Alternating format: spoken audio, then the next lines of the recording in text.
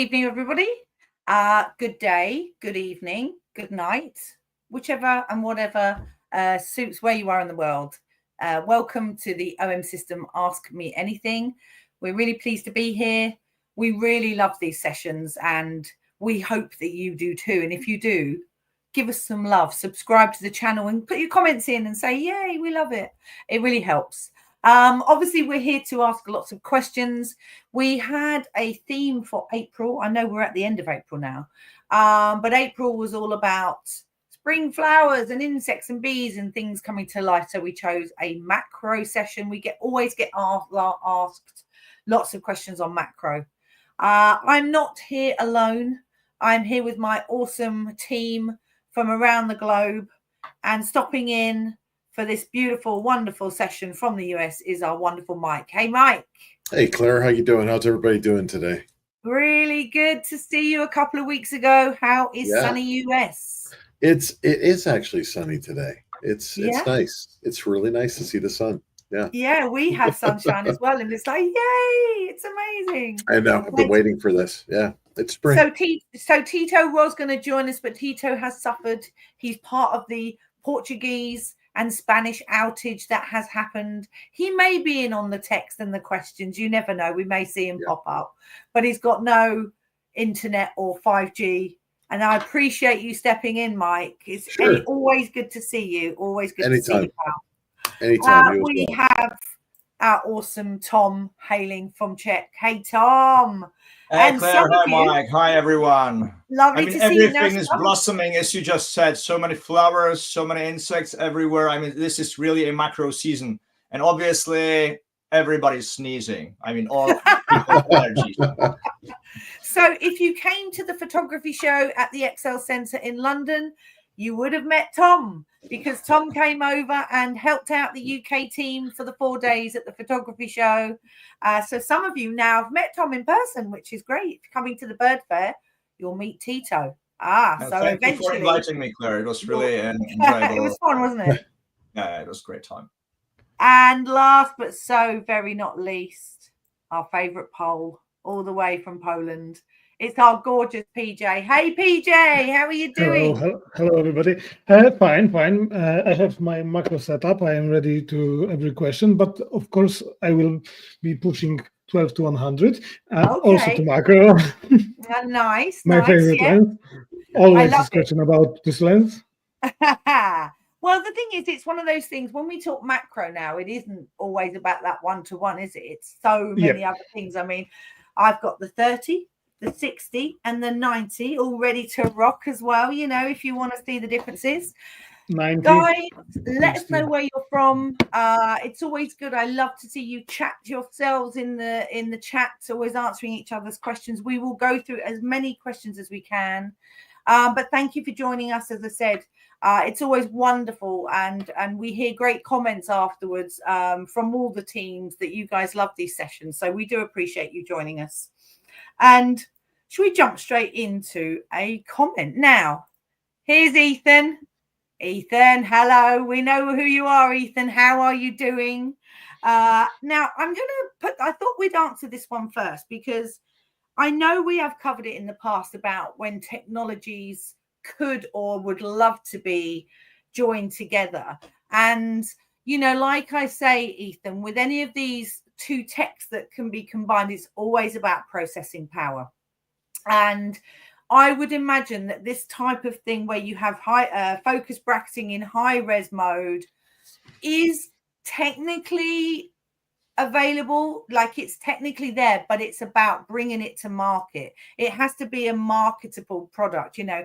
It has to be able to do it in a small amount of time. Nobody wants to wait an hour for this type of thing to happen. So I'm sure, and I know for sure that we've all put our little notes into Japan to say, hey, this is what our end users want. So, you know, let's keep asking. As I said, it is about, you know, it's about high res and macro. It's about high res and ND, all these things that are on that one computational menu. Some of those things, like you say, would love to be combined. And I'm sure that the R&D team out in Japan are certainly looking at all those things And if anything can be brought to market, it certainly will. But from my point of view, it's definitely about processing power. It's definitely about speed and about how long an end user is prepared for that sort of stuff to wait to happen. What do you guys think, Tom? Yeah, I mean, I heard this so many times from landscape photographers, because they are shooting. This is not focus bracketing, but this is exposure bracketing, basically, which they use for landscape photography, obviously.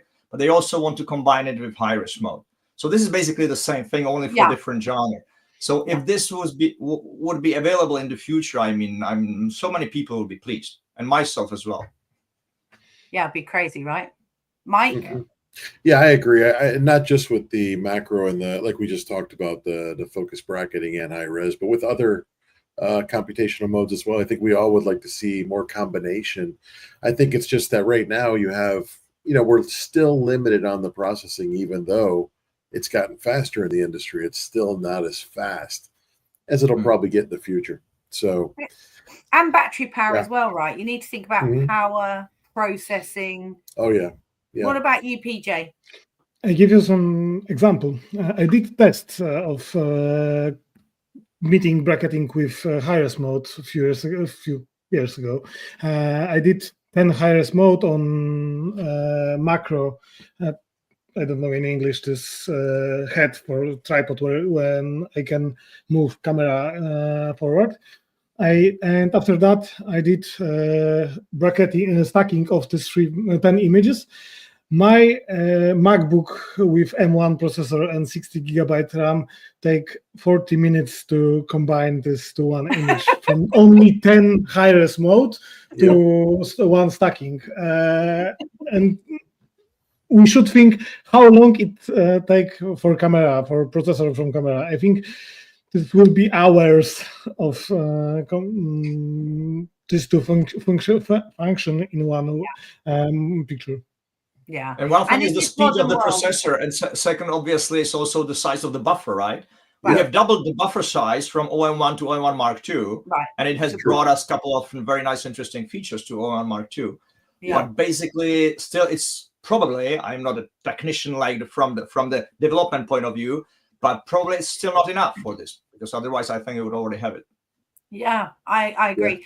And you know that, like with any sort of development area, now they're working on things in the future that aren't even 100% going to come to market, but it's about exploring those boundaries and, working out where those electronics can go. But, Ethan and all of you out there, we absolutely agree that we would love in the future to see some of these techs combined.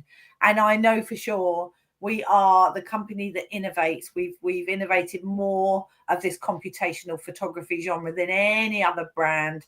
So if anybody's going to do it, we're going to do it. I shouldn't say that, should I? Get told off. Let's go over to a question. Janie says, greetings. I've been playing around with using focus stacking for macro, set at 15 shots. When I download the photos to my computer, all 15 of the shots come through, not just the stacked one. I'm going to give this to you, Mike. Yeah. That's what they do. Yeah, so basically, let's say you're shooting RAW as an example. That last shot is going to be the stacked image, right? And that's going to be a JPEG. I saw somebody ask also why that couldn't be a RAW in the comments. Basically, the stacked image is trimmed. It's put together. It's got the color in it. It's processed. And so that's why it's a JPEG. It's one of the only computational features that gives you a JPEG, and that's why it's a final image. But the great thing is, you're right, you do have those 15 shots that come through, and that's because if you want, now you can stack them separately as well in another software. So it's actually a nice thing to have. I look at the JPEG as almost like a thumbnail, if you will. Yeah. And the processing has got even better, hasn't it? Especially in the OM1 series. I mean, that latest processor has really cleaned up even more the edges when that composite happens. But it does allow, you get your sort of contrast added and your saturation, anything that a process image would have. But like you say, you still got the raws that you can process yourself. There are loads of external programs that you can use: Zareen Stacker, Helicon, Adobe, of course. Workspace. Yes, Workspace. All of those programs allow you to do a stacking with the raw images. So you've got the option of both. I hope that helps, Janie. So a few people, lovely to see you, Marsha, in tonight from Southeast Florida. We love Marsha. She's always here and she's always saying hello. We love Marsha. And good evening from Israel as well. So let's have a look what else we've got. Let's show Alvin. I haven't got my glasses today. Alvin, I've got my glasses on. I still can't read. Alvin from Pembrokeshire in Wales. What a beautiful part of the world. He says, I have an EM1 Mark II and have bought a 1.4 teleconverter to use with my 40 to 150 2.8 Pro lens. How close does that get me to macro? Tom, over to you. This is actually an amazing combination, Alvin, if you are for a close-up photography, which means you would be shooting, let's say, big butterflies of size of maybe 6-7 centimeters, which would be basically the longer part of your image. So if you want to take a shot of a small flower, butterfly, let's say a beetle, but not a detail, you will never be able to get like a detailed shot of an eye, for example, or a fly or of some other insect, because for that you definitely need a macro lens, which would be either the 36 to 90 millimeter, one of them, where you need to have the 1:1 enlargement at least, or maybe even bigger. But for regular close-up, so if you are not for these tiny details, if you are for regular shots of a couple of centimeters, this is exactly an amazing combination. And I've been using 41-52.8 for like many of my shots, not only for portrait photography, for animal photography, but also for shooting, how do you call them in English? I think dragonflies. Yes. If you want to shoot dragonflies in flight, you will probably, it will be a hard time to catch it with a macro lens. I mean, believe me, I mean, in a flight, it's almost impossible. But with 41-50, or even with the combination of 1.4 teleconverter, it's so much easier. And with if you have OM1, or you are saying A1 Mark II. Okay, so if you would have OM1 or A1 Mark II, then, or even OM3 nowadays, then you would also be able to use this, the subject detection. Obviously, we do not have subject detection for insect, maybe sometime in the future, I don't know. But what you can use for dragonflies is either birds or planes, because it works so well, you know, to actually catch it, because it just looks the same as a helicopter or as a plane. Yeah, I agree. I also love to use the 2 times with my 40 to 150, and I think out of all the lenses, those two are just paired beautifully. You know, still sharp, but that extra reach, tiny. You can crawl through grass with it on your camera, and you don't even know you're carrying the kit. So for sure, it is a wonderful combination for, like you say, butterflies, that type of thing, when you're in beautiful flowers or grasses and you want to catch those lovely sort of floating animals. PJ, do you use anything like this? Time to time 100 to 400 for close-ups. I think this is a very good lens, and even combination with teleconverter give you very nice result in close-up photography. When if you want have any insect with some background, some context of images, I think this is very good solution to take telemacro lenses like 40 to 150 or 100 to 400. Yeah, cool. I hope that helps, Alvin. Keep shooting. That's what we like to hear. And Alvin, I know you got an EM1 Mark II. There is £400 cash back on OM1 if you're looking at it. You never know. Could be that spring bargain. Okay, let's talk lenses. Let's go back to the basics. Okay. When we're talking macro lenses, we have 3 in our range. We have the 30mm.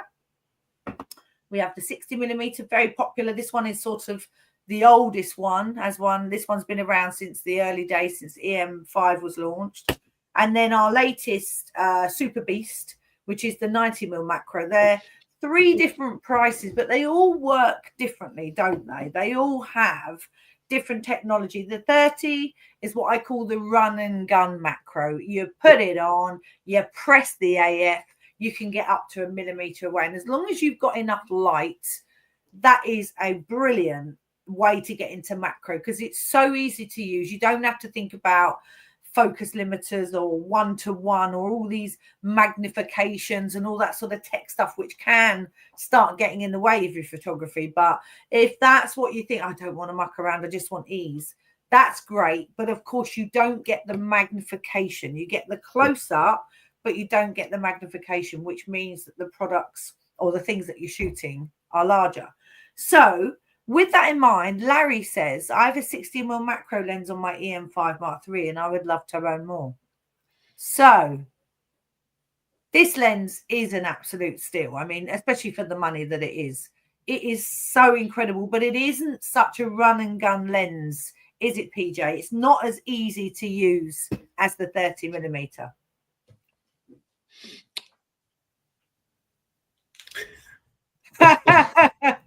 PJ thinking. Yeah. This is question to me. Sorry, I'm thinking about something else. Sorry.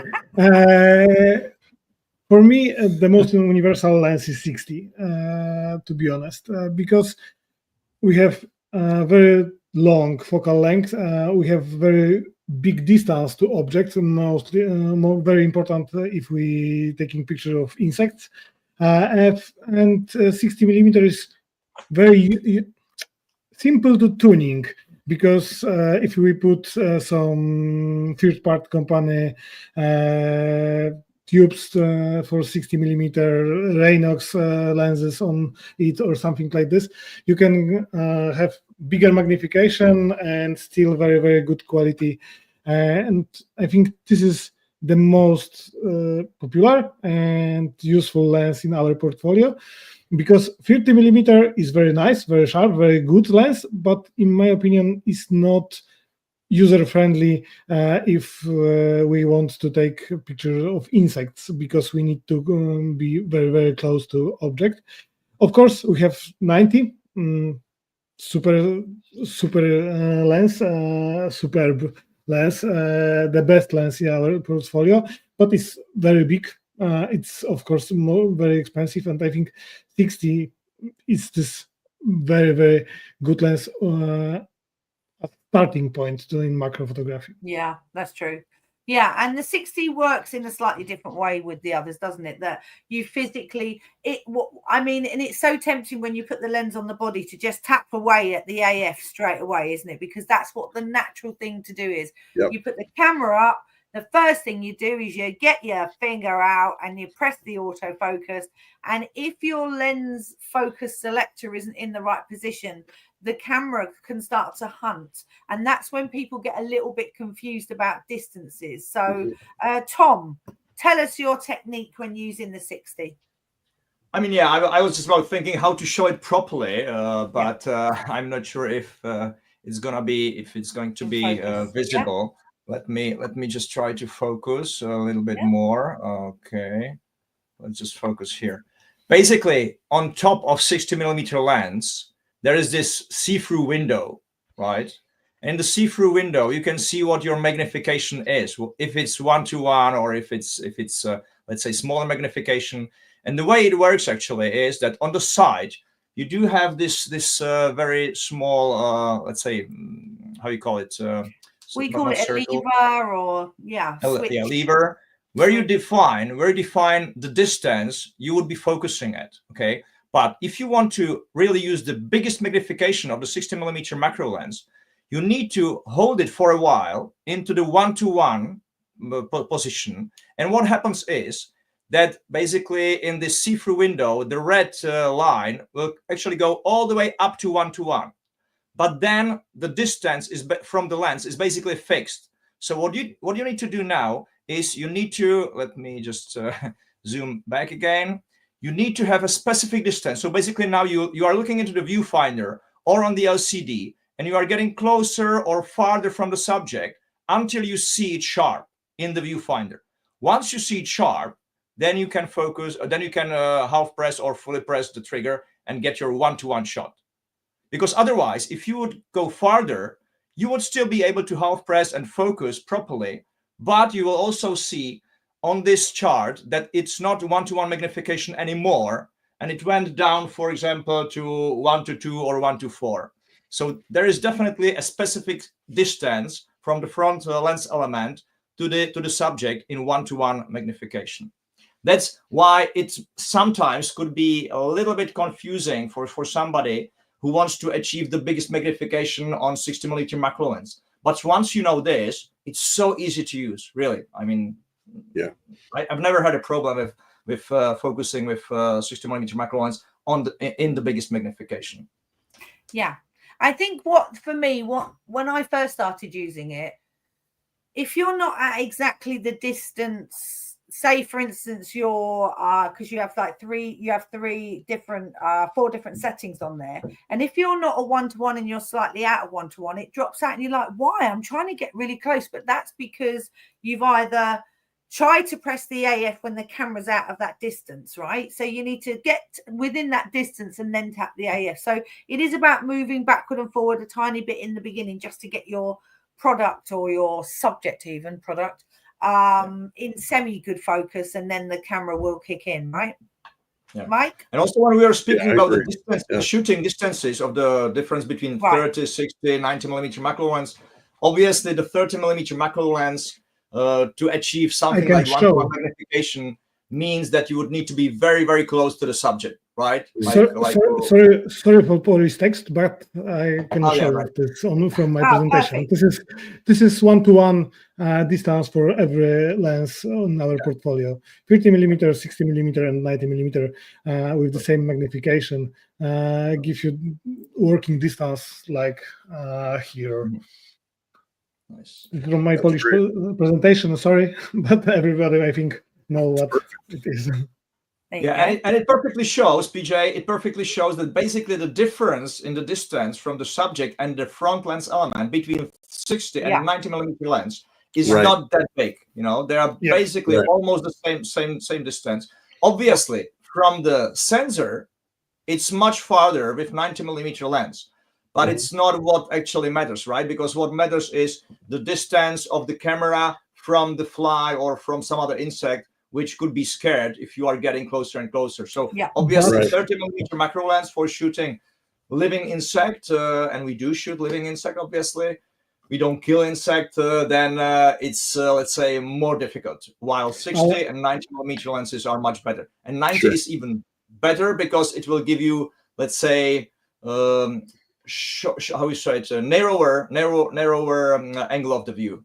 Yeah, so basically bigger. Most important thing between 90 and 60, I asked about this our ambassador, Irek Walendzik, macro ambassador photographer, and he said front lens is not important for insect, but we are important for insect. They care about us, and we can be very close to insect, but in 90mm we are very this 10 centimeter maybe forward.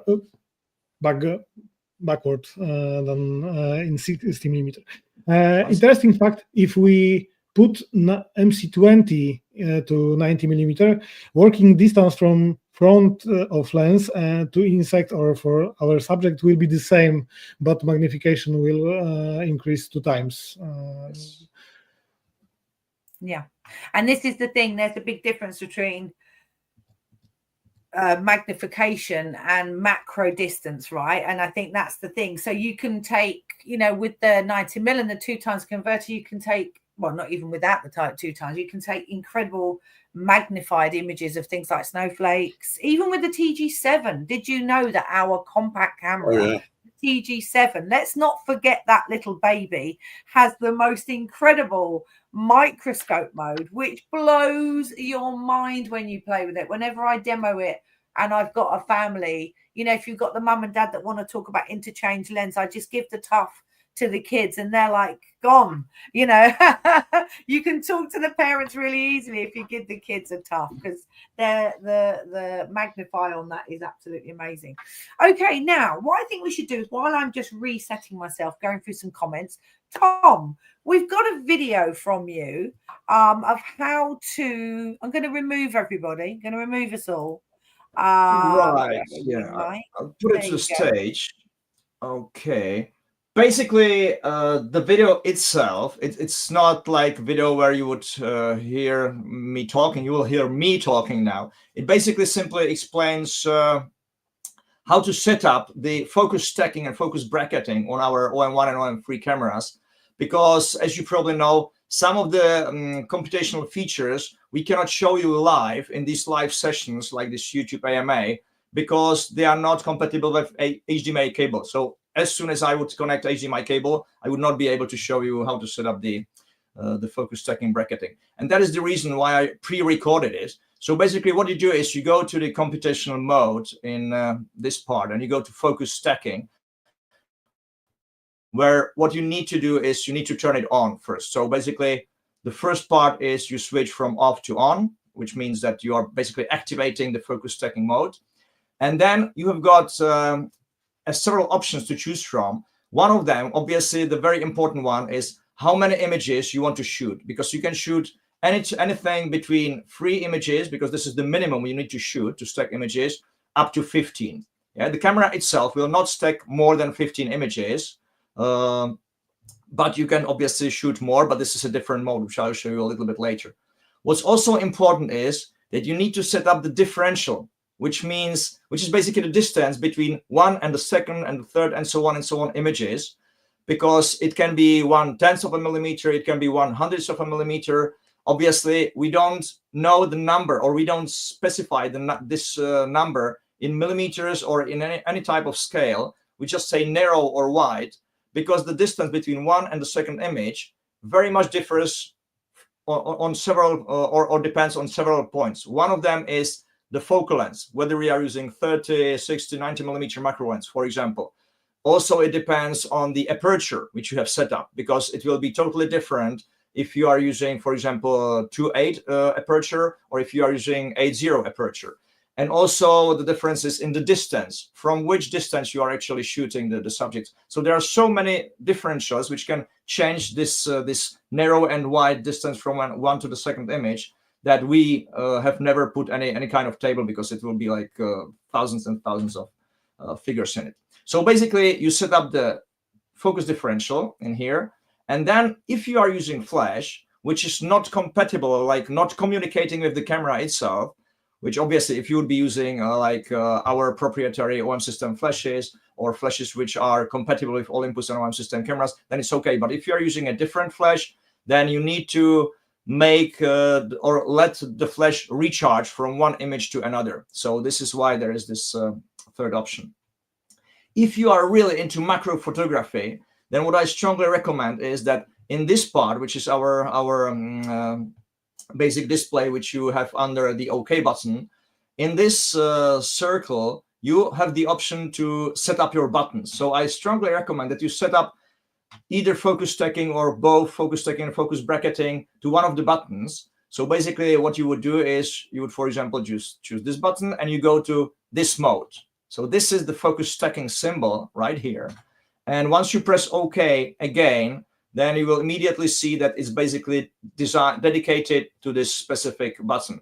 If I choose, for example, focus bracketing, which is another feature, to my video record button, then what I need to do is you need to find this focus bracketing, and you have it there. So basically you have focus stacking on one button, focus bracketing on second button. And also, if you really are in the macro, I definitely also recommend you one more thing, and that is the magnification, which is called, I think, a loop is the English word. And this is it. So the magnification tool to actually be able to see the detail which you are focusing at, especially once you are using manual focusing, which you don't need to, but you may also. Then how do you get to the focus bracketing, which is basically the same thing like focus stacking, only there is one major difference. The camera does not allow you to shoot only 15 images. You can shoot up to 999 images altogether, which I'm not sure if you would be using this biggest number, but there are many pictures from our, let's say, professional macro photographers, ambassadors, where they use 200, 300, 400 images stacked together, and it only shows, for example, a detail of an eye of a fly. For example, the image which you see right behind me is from one of our ambassador, and it's only a head of a fly, and it has been composed from 250 images. So basically, the setting itself is exactly the same. As you can see, you turn on the focus bracketing, you set the focus differential. If you are using not original flash, then you set up the charge time. The only difference is in the number of shots. It's not limited by 15. You can go to a couple of hundreds. Otherwise, it's basically the same thing. Yeah, so this is how you set it up. And with obviously OM3, I'll just jump out from this this menu, and I will, guys, bring you back to the screen so like we can all see you. What did I do? I just lost Mike. Mike here. Sorry, Mike. I didn't mean to. Oh, good. There we go. Well done. The thing is that with OM3, we do have an amazing thing which we have never had before, basically, and that's this. Where is it? Here, CP button, which is a shortcut. It's really, like, you would say, oh, it's nothing special, but it is very special, because for, let's say, not professional photographers or people who are starting with, let's say, mirrorless cameras, this is a shortcut to what I was just showing you. Basically, it's a shortcut to high-res modes. It's a shortcut to live ND filters. It's a shortcut to GND filters, like graduated ND filters. And it's also a shortcut to focus stacking. And which is basically, I call it a shortcut for lazy photographers, which is exactly what I am. And lazy photographer, it's not pejorative, right? I mean it in a good way. And that is, I really want my camera to give me the final image directly on the spot. So basically, if I'm shooting macro, most of the time I'm using focus stacking, because to me, the 15 images is just about enough. I could do with maybe 25, 30 in the future. If we bring something like that, I will be very happy. If not, I can still work and live with 15 images, because I don't want to spend time on the computer later on. But for all those of you who are, let's say, more pro in macro and want to let's say, stack hundreds of images, we still have you covered in this focus bracketing. So yeah, it's all there. If you want to shoot things like slime mold, which is obviously really tiny, then most people would shoot 40, 50 shots and then stack them together externally, right? Because they're so small that even with the good magnification, you're not getting everything pin sharp with a stack. It's not quite enough, is it? Yeah. Let's get to some questions, because there are a lot of questions coming in. Firstly, guys, the one thing I was going to say, which a few people have asked, yes, you can stack with the 30, the 60, and the 90. That was a question that had come up a couple of times. So just so that. Dave says, good day from Southern Indiana. I love these Ask Me Anything sessions, and we love you telling us that you love them. PJ, I'm going to throw this one over to you. Any tips on mastering the art of use of the AK-style diffuser? Have you got any tips? Yes. First, you should test your light and power of flash. And the simplest way to test is your finger, and test your light on your finger to set power of flash before you will shot to insect of series of flashes on stacking on bracketing. I always test it on my finger, put it here, and this is my way to set light and all aperture and shutter speed. Right. Shutter speed now, because shutter speed I have also always set it for flashes, but aperture, ISO, and flash power before I will do macro photography. Yeah, I'm a great believer in testing it out on a desk in the studio or on your table somewhere with a static object, like with a very small, anything like the head of a pin or anything that you can just use that's quite small, an earring or jewelry or something, which allows you just to play around with those settings. Because once you go out and you are trying to take pictures of bugs, they move. And obviously you need to be quick. So you do need to pretty much understand. So it is about, Sarah, having a little play at home with that diffuser on, with some things on the table. And don't just put a table flat with something on it. Put some leaves around it. You know, make out it's outdoors, because when the flash hits the subject and bounces light back, it can change all sorts of things. So, you know, don't just do it on a flat surface with a flat item, because that doesn't tend to be nature. But build yourself, you know, a rock and a plant, or put something on a plant, and you can see how the flash affects other areas, not just the image of that itself. Now, this is a really good one. This is very subjective. Flash or not to flash? That is the question. I mean, very Shakespearean, Ian. I'm loving this. I am going to throw it out there, and I'm going to say no flash, because that's my favorite. That's what I prefer. I like, if you follow, for instance, I'm going to actually put this lady's Control C. If you don't know, and if you haven't missed any of you have missed one of our ambassadors, Maria from Finland. You've probably seen her on some of her lives. She doesn't use flash. I've put her details in there. Have a look. But what about you, Mike? Flash or not to flash? I mean, it depends. I'm with you. I mean, the type of macro I mostly do is more close up. I like to shoot cars. I like to shoot the details. And I'll actually use a 7-14 and get really close to the engine. And then I'll shoot the 60 or the 90 on the little details of the car. So it's more close up. And for that, I don't use a flash. I just let the natural light come in. But bugs, things of that nature, diffuser. And the thing is, the reflector can be used as well. There's a lot of reflective material you can use. You can even wear a white T-shirt when you're so close to a subject. But I love the diffusers, like the AK or like what PJ has. And one thing to remember with the flash is that it's very powerful. Like, you don't need a lot. It's just a little burst. Just a little burst, get that catch light in the eyes, you know, if you're shooting a bug, let's say. So they can be very powerful. You don't really need a lot.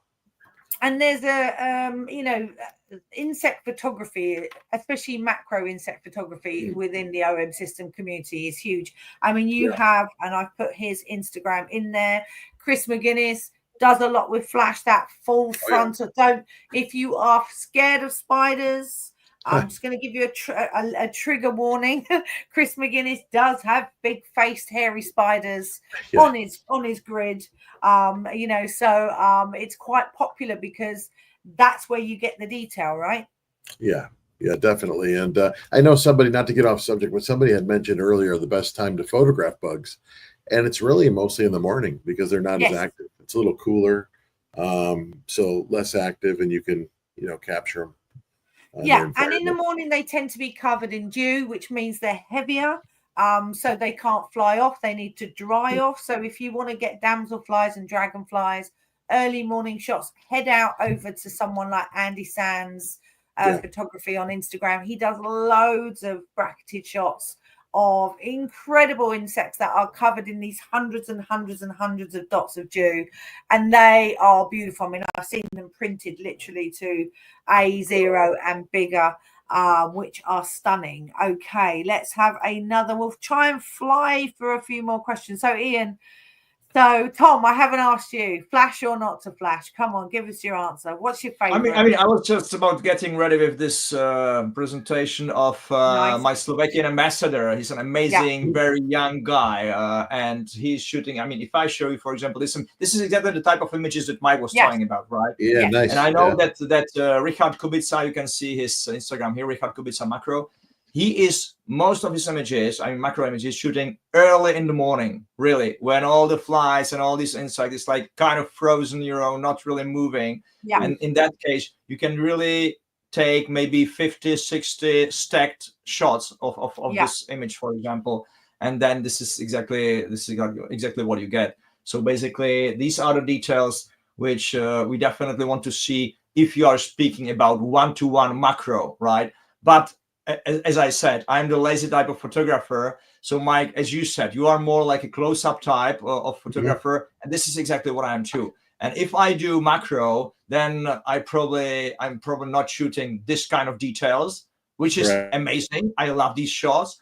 And you guys, I mean, all of you who are following us, you could have probably noticed that since 90mm macro lens was introduced to the market, then Instagram and Facebook started to be flooded with this type of images. And what is the reason? Well, it's very simple, because 90mm macro lens, it is a stabilized lens. So together with OM1 or now OM3 is incredibly powerful stabilization. So basically, you can even stack or shoot images stacked, whether it's focus stacking or bracketing, doesn't matter.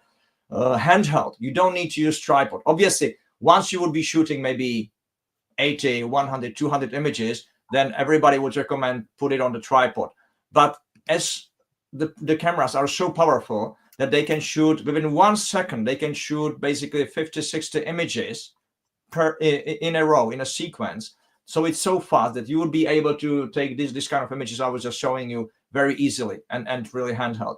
So 90mm macro lens together with our OM1 cameras, it totally changed the world of macro photography. And I know many photographers, even here in Czech and other countries as well, who are, let's say, using different brands for different genres, but they have OM1 90mm macro setup for macro. Yeah.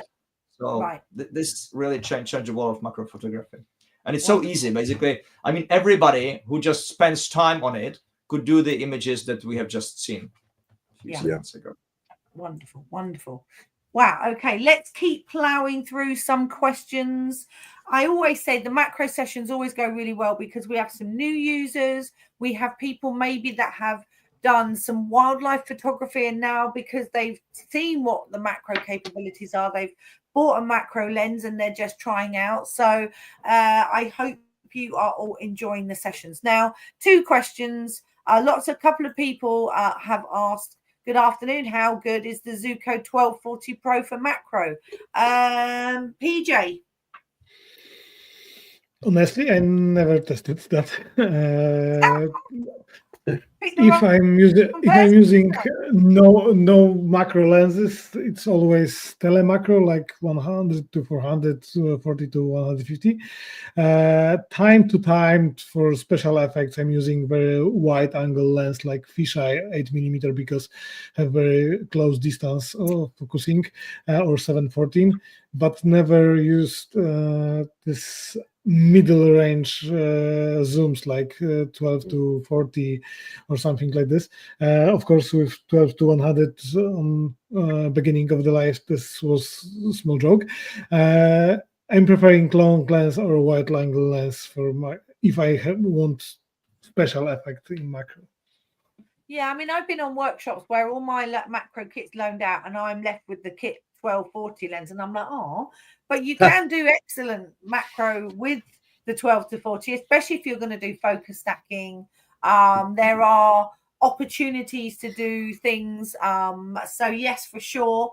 And Andrew Adams says, I use the 12 to 40 for macro. Excellent results so far. Well done. Mike, you use the 12 to 40 for macro? I don't use it a lot, but it is a great little macro lens. It does have macro capability, and it does a great job. So it is a great lens for that. That's why it's such a great, I hate to say kit lens. It's not a kit lens, but I hate that. with the OM1, I hate that. But in a kit with the OM1, it is a great buy because it does do so much and macro. And so, that's a great lens for that, for sure.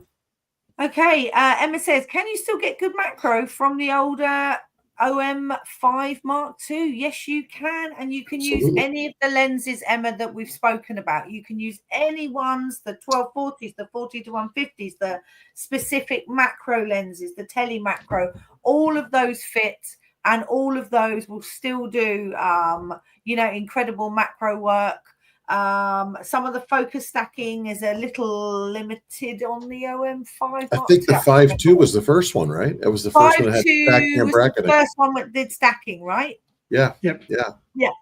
Gosh. Woo!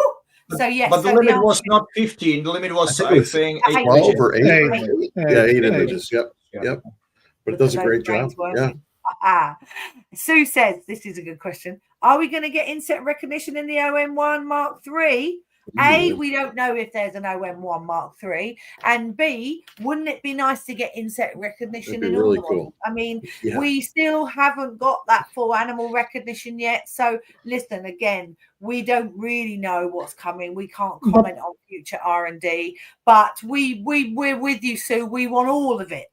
We want all the things all of the time, but we just have to be patient and see what those guys and women come up with over there. So, has anybody played with bird line recognition? plane recognition work very well with flying insect. There you go. That's what I was wondering. Is bird recognition any good with insects? Yeah, helicopter mode or plane mode is fantastic for damselflies and dragonflies. Absolutely brilliant. So who knew? Yeah. Amir, we've done the 60 mil. We had a good chat about that. Oh, this is a good one. Tom, last focus stacked image is a JPEG. I moved them to OM Workspace to stack, where I can pick one for reference. What is the difference between that JPEG and the initial one after the exposure in camera? What is the difference between the JPEG and the initial one? Do I understand the question? But basically, what you do is, I know what exactly you mean in OM Workspace. Okay. There you can use the one for the reference. This is actually the for you the main image where you want the focus to be saved. Basically, I would be looking, for example, at a fly. You are taking picture of a fly, and it will focus little by little. So, for example, it will start on the eye, and then it will go farther on the head, then farther on the wings, and so on and so on. And from all of these images, you can choose one of them, which will be like the main referential. So usually you would choose the eye to be perfectly in the focus. And from that one, it will somehow start to combine the images together and stack the images together. But the major, let's say, importance, I would say, would be put on the eye. While if you would choose, for example, the wings, then it would choose the wings to be the most focused area, right?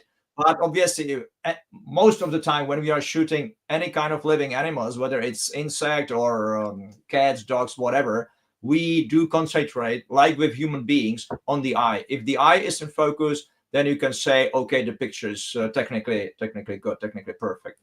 So this is what you would do. And also one other point, and that is obviously you cannot do this option in the camera itself. The camera does it automatically. And there is one slight difference between focus stacking and focus bracketing, which we haven't talked about today.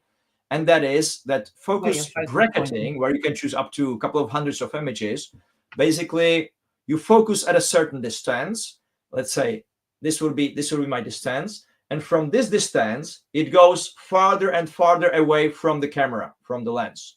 While if you focus with focus stacking, you focus here, but it will jump towards the camera, I think 1 or 2 times. And from that, it will take few images towards the camera. And from that, it goes back and farther away from the camera. So basically, that's why this is, and I also consider it, let's say, a stacking for dummies, which I am. Like we have all these books, computation for dummies, cameras for dummies and all these.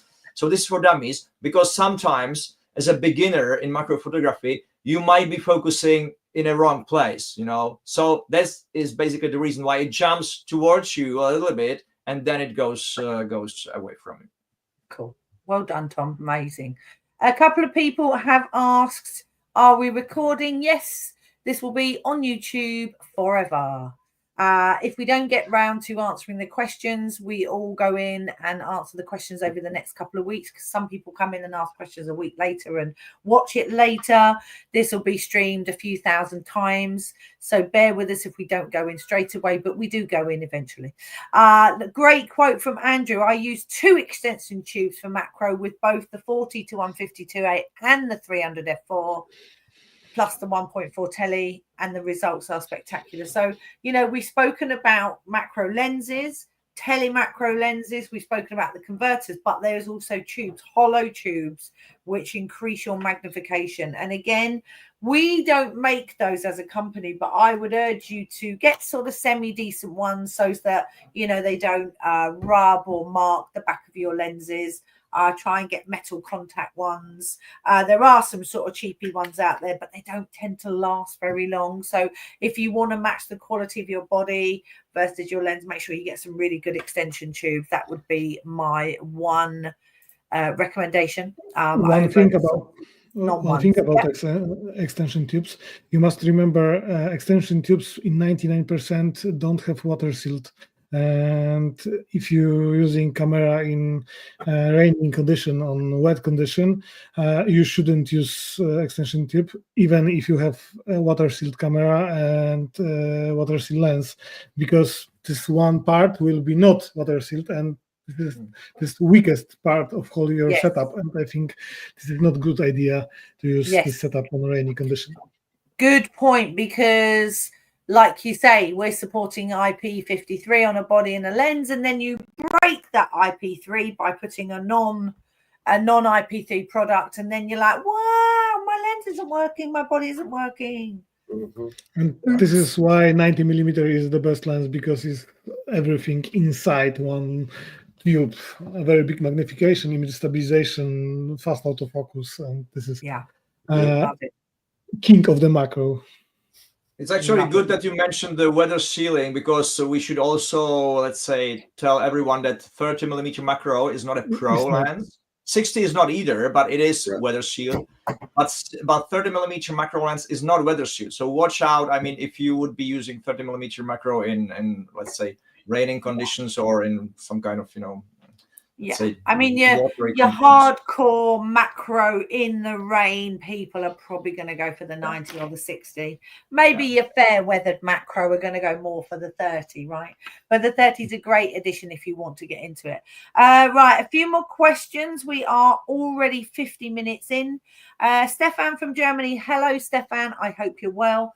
Using the 60mm macro in 1:1 mode and stacking bracketing, do I have to set the camera autofocus mode of the EM5 or the OM5 to manual? Mike?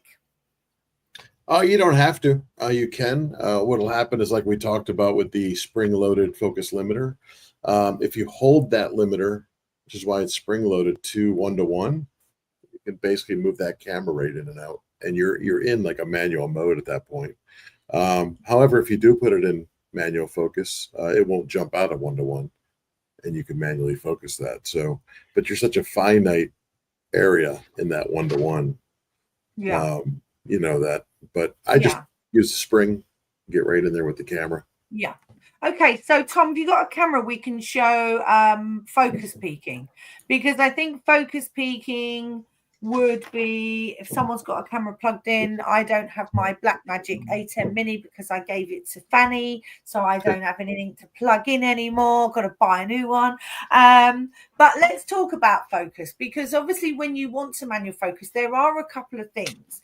You can either choose SAF MF, so if the camera doesn't focus, it will then quickly switch to MF and you can manually focus. Or you have the opportunity to use focus, manual focus assist. Put my teeth back in, and there you have things like areas that glow where you can see the camera is in focus. So whilst I've thrown Tom under the bus here. I bet PJ's already got it set up and ready to go.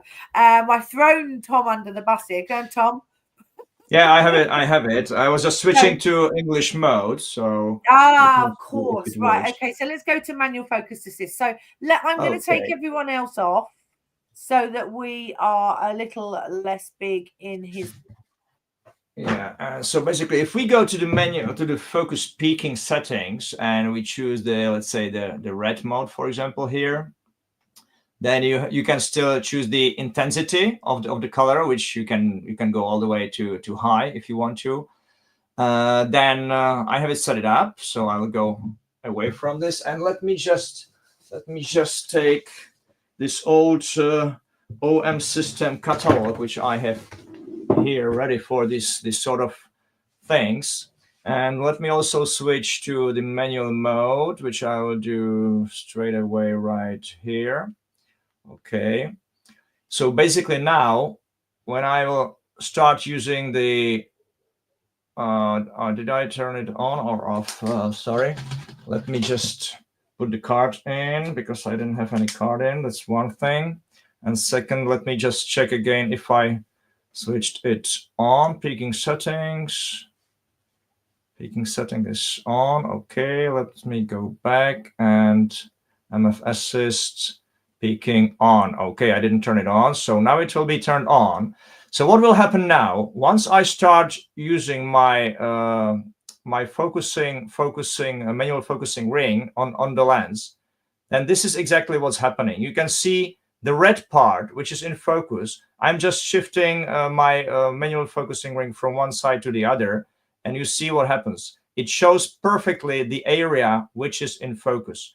And the reason why I said I'm using my old Olympus catalog is I'm trying to focus. Sorry, here we go. See, old OM2 camera. It has nothing to do with today's topic, but I just love this this catalog, you know. So that's why that's the reason why I'm showing it here. Amazing, absolutely amazing. Well done, Tom. Sorry, throw you under the bus there. Okay, we have 5 minutes left. I'm going to quickly go through some questions. Yedi says 90mm macro, the only lens that can use the extender. Yes, as in a 1.2, a 1.4 and a 2 times. Yes, it is. Okay, what's going to have some more questions? There's lots of questions. Apologies. Chris asks, in focus stacking, am I correct to start the stack by focusing on the closest part I want sharp? Then will it drill back? No, it's the opposite, Chris. In focus stacking, you need to put your focus point in the middle and let the auto do its need, what it does. In focus bracketing, you put it to the nearest point. So it's the other way around. Stacking, middle, bracketing, bottom or forward, whatever you wanna say. Okay, Robin says you need to tell everyone that bracketing will end its number of slices when you stop the shutter. Robin, you've done it for us. So just remember, it's got 99 and you press the shutter before the 99 has thingied, it will stop there. Well done, Robin. I know Robin is a big fan of ours and we do appreciate it. Okay, this is interesting. Chuck says, oh, when will OM System automate the focus differential? It seems it would be so easy to choose the closest focus point and the farthest focus point, and the camera sets the differential. I mean, that's a good subject, Mike, right? Yeah, that'd actually be kind of nice.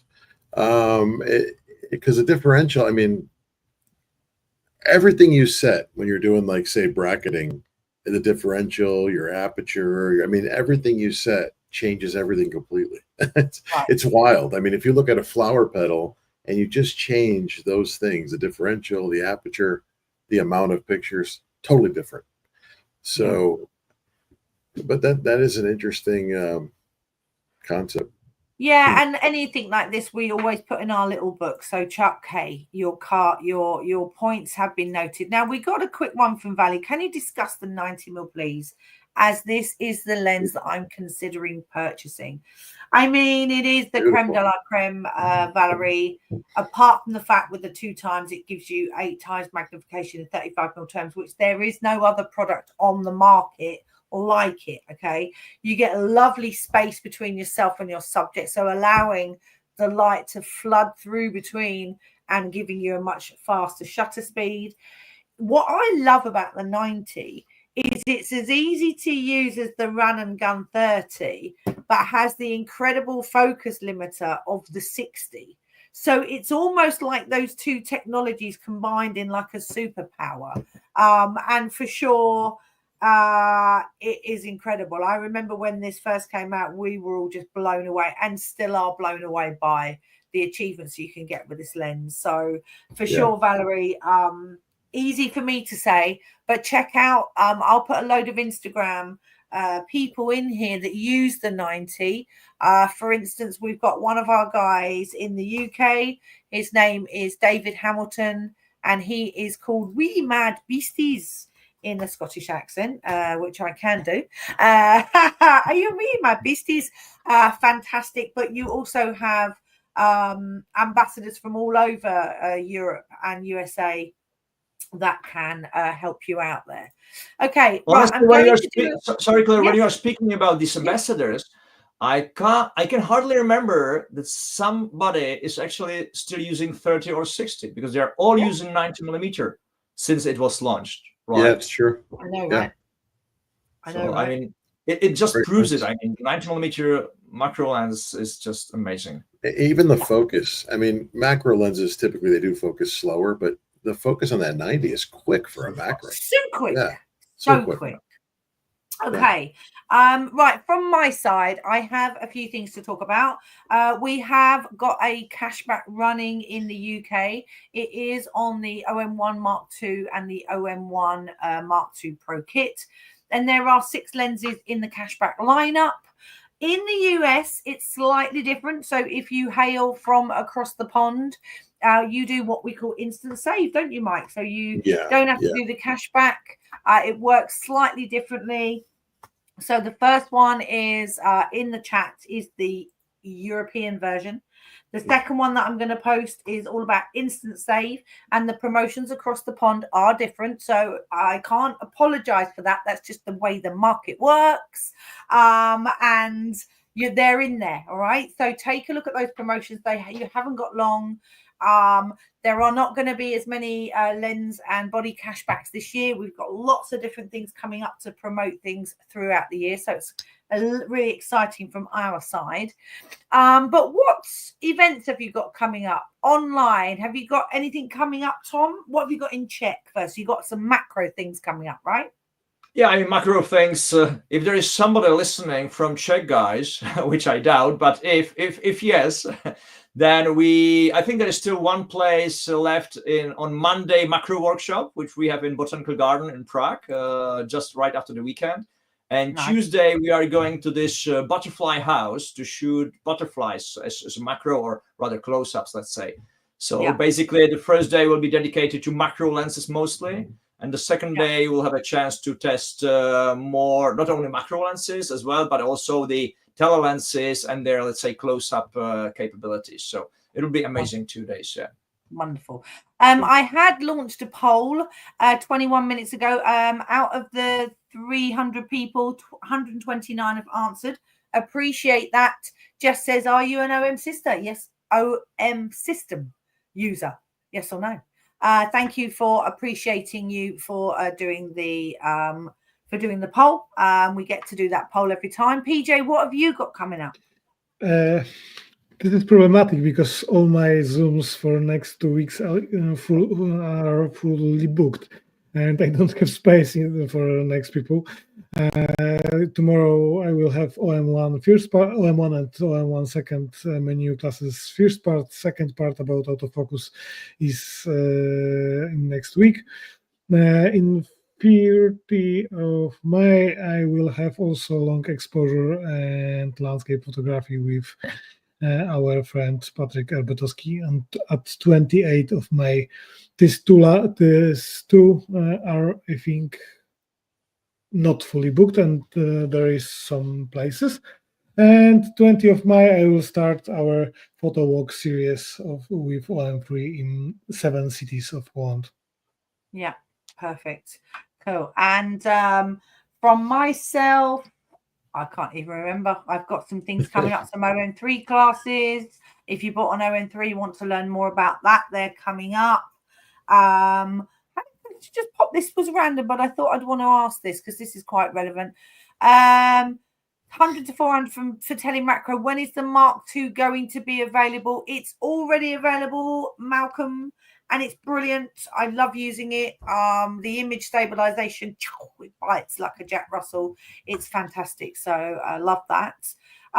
Okay, we've run over, guys. As always, we've gone 3 minutes over. Guys, as I said, don't forget the cashback is on for a month and the instant save. Keep your eyes out for all events. We've got some really lovely new stuff available for you to see. I'm going to post a comment in the live now. Got a lovely video from Rania, our Swedish ambassador, all about hiking. Excuse me. And we go into May and June with the hiking theme. So we're going outdoors. I mean, we are the outdoor brand. It's in our nature, right? So get out and take some more pictures. But we're going to start talking about hiking. So if you want to know more about hiking and what products to take up, there's going to be lots of stuff coming up. We've got a live with Ben Barendrecht, who's one of our new ambassadors, and he's got some incredible pictures of mountains and fauna and flora and all sorts. So that's going to be very exciting. We go into that theme as in from the day after tomorrow. So Tom, thank you for joining me, and thank you for coming to the UK. Can't wait to see you again soon. Mike, appreciate you popping in from across the pond. Always lovely to see you. And Always PJ, fun. you're an absolute star. We love you lots. And thank you so much for joining us. And a big goodbye from me. Right, guys. Thank you, Claire. Thanks, all. Take it easy, everyone. Thank you. Yeah, take it easy, everyone. And we'll see you soon.